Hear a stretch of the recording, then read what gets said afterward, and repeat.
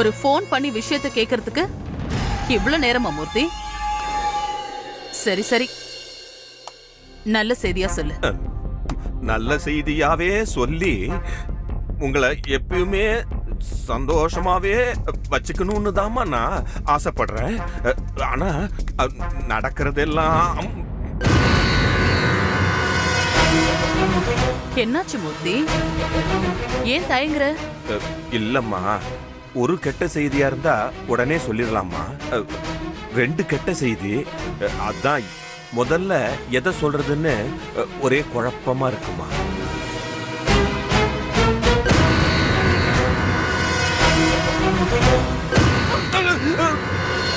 நான் கொஞ்ச நேரம் சந்தோஷமா இருக்கிறது உனக்கு பிடிக்கல? இப்ப நான் உடனே மண்டைய போட்டு உடைச்சு அந்த லக்ஷ்மிய பழி வாங்க யோசிக்கணும். எது ரொம்ப ரொம்ப கெட்ட செய்தியோ அத முதல்ல சொல்லு.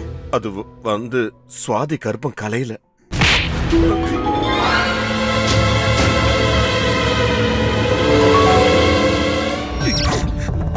சபாஷ், very very bad news. What next? Ajay தம்பி ஹாஸ்பிட்டல்ல தான் இருக்காராம். சுவாதியை பார்க்கறதுக்கு போயிருக்காராமா.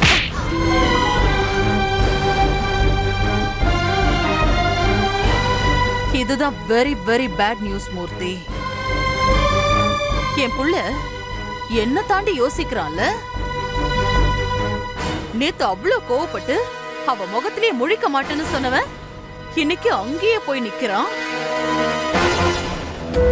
ராத்திரிக்குள்ள என் புள்ளைய மயக்கிட்டாள அவ. நாம சும்மா இருக்க கூடாது மூர்த்தி. சென்டிமெண்ட் கேம ஆரம்பிக்கணும். அவன அம்மா அம்மான்னு அழ வைக்கணும். பால் வாங்கிட்டு வந்துடலாமா?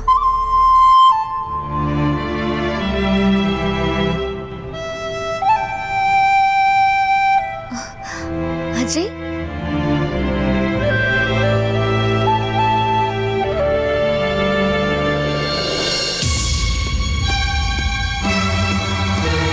அஜய், அஜய்,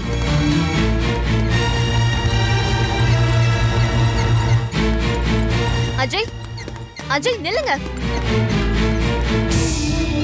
அஜய், ஏன் இவ்வளவு தூரம் வந்துட்டு ஸ்வாதிய பார்க்காம போறீங்க? நான் வெளியே இருக்கேன், நீங்க போய் பார்த்துட்டு வாங்க அஜய். யாரு தேவையில்லையோ நான் சுவாதியை பார்க்கணும்னு அவசியம் இல்லை. ஏன் அஜய் இப்படி பேசுறீங்க?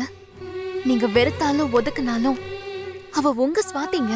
இந்த மாதிரி நேரத்துல நீங்க தான் அவ கூட இருக்கணும் அஜய். நீங்க கஷ்டப்படுற அளவுக்கு ஸ்வாதிக்கு எந்த பிரச்சனையும் இல்ல. அது சின்னதா ஒரு வயித்து வலி, துடிச்சிட்டா. அதான் இங்க கூட்டிட்டு வந்துட்டேன். ஒரு விஷயம் தெரியுமா? டாக்டர் சொன்னாங்க. ஏய் இங்க பாரு, நான் இங்க வந்தது சுவாதிக்காக, உன்கிட்ட சிரிச்சு பேசல. ஏங்க கோவப்படுறீங்க? நீங்க அவ பேசுனதெல்லாம் ஞாபகம் வச்சிட்டு இருக்காதீங்க. அவ ஏதோ கோவத்துல சொல்லிட்டான்.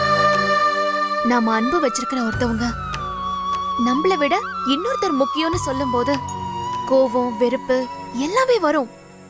ஆனா அத மட்டும் பெருசா எடுத்துக்கிட்டு நாம யோசிக்க கூடாது.